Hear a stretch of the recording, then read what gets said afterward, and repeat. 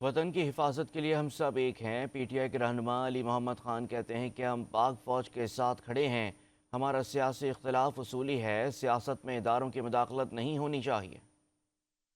آئین کی حکمرانی ہوگی تو عمران خان صاحب باہر آئیں گے، آئین کی حکمرانی ہوگی تو مینڈیٹ کی واپسی ہوگی، آئین کی حکمرانی ہوگی تو ایک مرسڈیز بینز اور ہوائی جہازوں میں سفر کرنے والا شخص اور ایک سامان ڈھونے والا، ایک کسی پرائے گھر میں مزدوری کرنے والا، ایک رات کے اندھیرے میں چوکیداری کرنے والا، اس کو اور اس ہائی پروفائل شخص کو قانون ایک نظر سے دیکھے گی۔ حقیقی آزادی ہمارا اصل ٹارگٹ ہے کہ پاکستان وہ ملک بنے جو محمد علی جناح کا خواب تھا اور جس کے لیے لاکھوں کروڑوں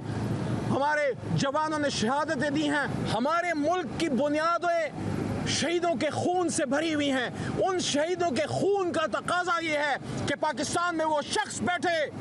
پاکستان کی وزیر اعظم کے سنگھاسن پہ کہ جب وہ بات کرے تو دنیا سنے، وہ جھک کے نہ ملے، وہ سینہ تان کے ملے،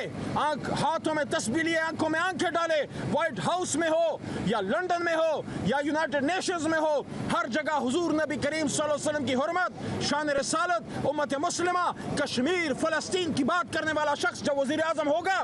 ان شہیدوں کے خون کا قرض اترے گا۔